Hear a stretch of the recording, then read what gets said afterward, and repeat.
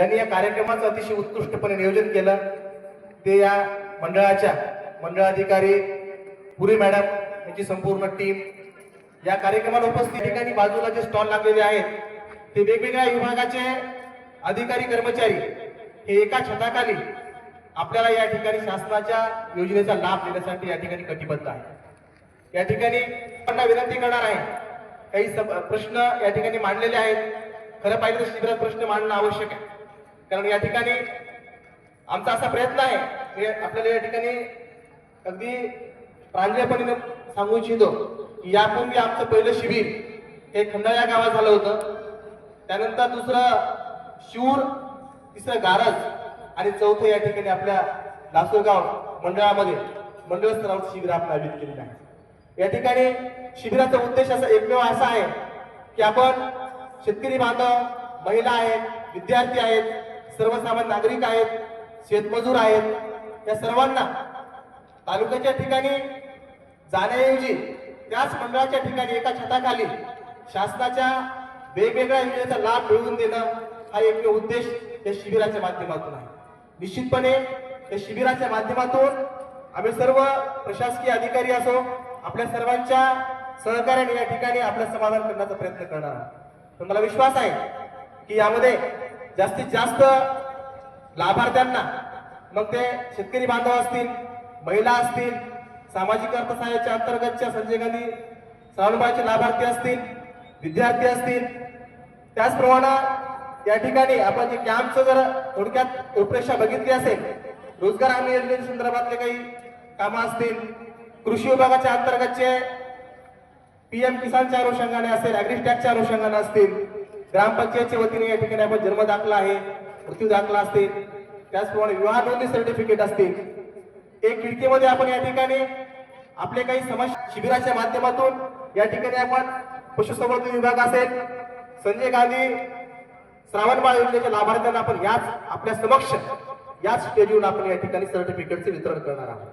त्याचबरोबर काही विद्यार्थी आहेत, त्या विद्यार्थ्यांना दाखले वाटपाचा कार्यक्रम सुद्धा आपण याच ठिकाणी करणार आहोत। मला या ठिकाणी आपल्याला नम्रपणे नमूद करायचे की शिबिराची पूर्वतयारी करताना आम्ही तालुक्यातील सर्व मुख्याध्यापकांची, हायस्कूल मुख्याध्यापकांची एक आम्ही त्या ठिकाणी ऑनलाईन व्हीसी घेतली होती आणि त्यामध्ये सर्वांना आम्ही या ठिकाणी सांगितलं होतं की यापूर्वी ज्या विद्यार्थ्यांना दाखले मिळाले नाहीत त्यांची यादी जर आम्हाला मिळाली तर मंडळ अधिकारी सेतू सुविधाच्या माध्यमातून आम्ही त्या ठिकाणी दाखले वाटप करण्याचा कार्यक्रम मोठ्या संख्येने या ठिकाणी आम्ही करत आहोत।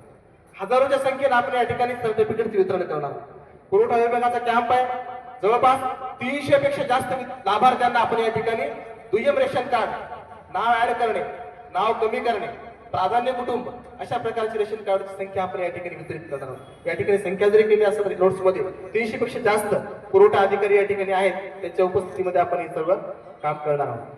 त्याचबरोबर या ठिकाणी उपअधीक्षक भूमी अभिलेख या विभागाच्या वतीनं त्यांच्या विभागाच्या काही योजना आहेत त्याचं सुद्धा या ठिकाणी आपण वाटप करणार आहोत।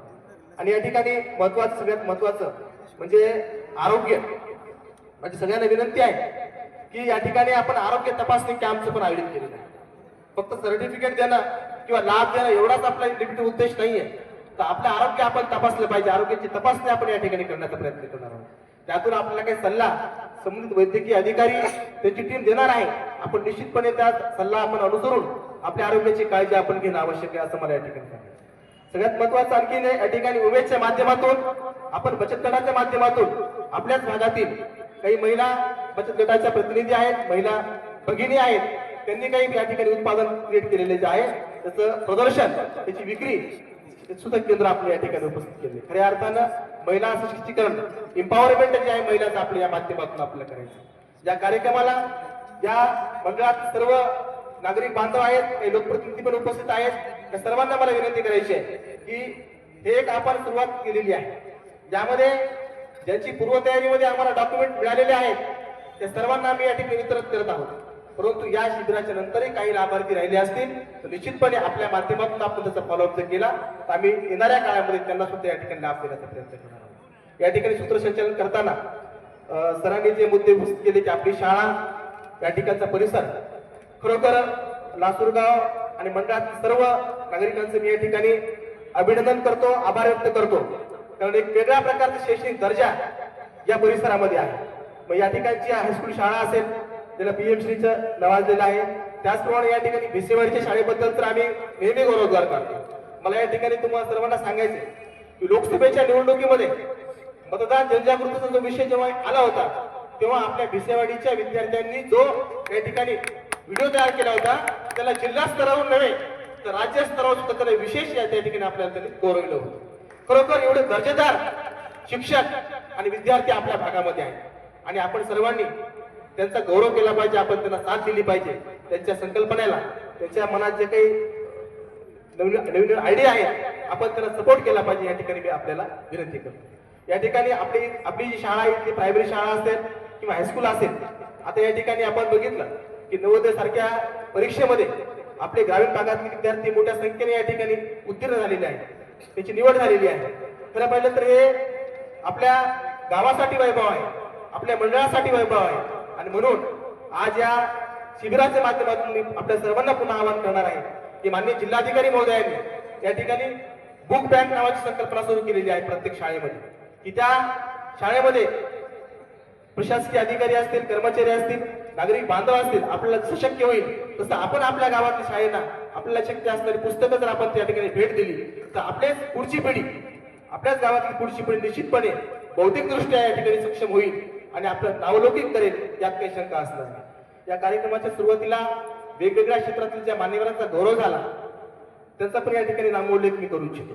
या ठिकाणी बघितलं आपण की नदीच्या बाबतीमध्ये आपल्याकडे याची परिस्थिती निर्माण झाली होती अतिवृष्टी संदर्भात, पूर परिस्थिती, त्यावेळेस सुद्धा तांबे भाई आणि त्यांचं ग्रुप यांनी जे सहकार्य केलेलं आहे. खरोखर ही सर्व मंडळी, हा सगळा भाग, ह्या गोष्टी निश्चितपणे स्मरणात ठेवणारच. कारण आपलं जे कार्य आहे, आपण जे काम त्या अडचणीच्या काळात केलेलं आहे त्यातून इतरांना सुद्धा आपण बोध घेणं अत्यंत आवश्यक आहे. या मंदिराच्या या प्रांगणामध्ये हा जो कार्यक्रम होत आहे या ठिकाणी आपण एवढ्या मोठ्या संख्येने उपस्थित आहात. निश्चितपणे या ठिकाणी आपण सगळ्या लाभाचे वितरण आपण करण्याचा प्रयत्न आपण या ठिकाणी करणार आहोत. या कार्यक्रमाच्या भाषणामध्ये या ठिकाणी सुरुवातीला एक मुद्दे उपस्थित केले होते, जसे की पालखेडच्या अनुषंगानं. तर आपल्या दोन्ही मुद्द्याच्या अनुषंगाने निश्चितपणे माझ्याकडे तो विषय आहे. आपण तो निश्चितपणे कायदेशीर बाबत तपासून त्यामध्ये पुढील कार्यवाही निश्चितपणे करू. दुसरा महत्वाचा मुद्दा या ठिकाणी रितेश सेठने मांडला की येणारी यात्रा.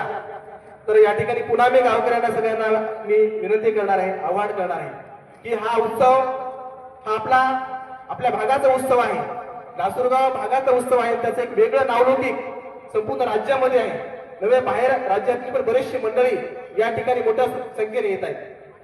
या संस्थांच्या जो कार्यभाराच्या अनुषंगाने मला जो धर्मादायुक्त कार्यालयाकडून जो आदेशित करण्यात आलेला आहे त्या अनुषंगाने जेवढं मला जास्तीत जास्त या ठिकाणी सहकार्य आपल्याला करता येईल, जेवढं कर्तव्य मला पार पाडता येईल, निश्चितपणे आपण सूचना द्याव्यात. त्या सूचनेचा आपण या ठिकाणी निश्चितपणे अंमल करण्याचा प्रयत्न करू. आपण या ठिकाणी मुद्दा काढलेला आहे की ग्रामपंचायतच्या अनुषंगाने मी या ठिकाणी सहाय्यक गट विकास अधिकारी साहेब आहेत त्यांना मी या ठिकाणी या बाबतीमध्ये सांगू इच्छितो की या काही कायदेशीर बाबी आहेत परवानगी संदर्भातल्या असतील, यात्रेच्या अनुषंगानं आपण तालुका स्तरावर गट विकास अधिकारी साहेबांची चर्चा करून या तात्काळ आपण निकाली काढण्यासाठी, मार्गी लावण्यासाठी आपण त्या ठिकाणी प्रयत्नशील राहू. आणि मला आपल्या सर्वांना विनंती करायची की येणारा उत्सव सुद्धा आपल्याला मोठ्या उत्साहाने या ठिकाणी आपल्याला पार पाडायचा आहे.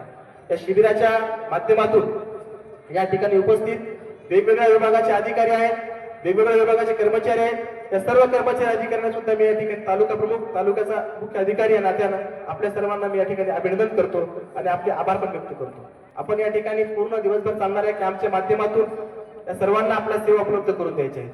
काहींच्या अडचणी आपण समजून घ्यायच्या आहेत, काहींच्या अडचणी आपण सोडवू शकतो, काही अडचणीला कायदेशीर अडचणी येतात, काही लिगल त्या ठिकाणी प्रोव्हिजनचा विषय असतो, तेव्हा आपण त्यांना ते समजावून सांगून आपण लिगल बाबी पूर्ण करून ते काम पूर्ण करण्याचे त्यांना आपण आश्वस्त करूया. लोकांना जगणं मुश्किल करून दिले. माझ्या घरापर्यंत 25 लोक येऊन माझ्यावर हल्ला करायला आले. माझ्याकडे व्हिडिओ शूटिंग सारी कंप्लेंट त्यांच्यावर कायदेशीर कारवाई व्हा ही विनंती आहे. आणि त्यांचं म्हणणं असं झालं की तुम्ही आमची तक्रार साहेबांपर्यंत पोहोचव द्या. जनतेचा फोन आला, तुम्ही साहेबांना सांगतो सर असं असं आहे चालू, बंद करा. पण काही मंडळ अधिकारी हे म्हणतात आम्ही कोण या ठिकाणी आम्हाला वेळच नाही, आम्ही नव्हती दे, आम्ही लाव्या दे, हे कारण सांगून ती निष्ठा निष्ठी करतात. माझा फोन घ्या, त्यांना त्रास होऊ राहिली. ही शासनाला विनंती करा, पण माझी विनंती की याच्यावर कायदेशीर कारवाई करा. का होत बंद नाही? शासनाने कायदा सुविधा राहिली नाही का? ही मला प्रश्न पडला.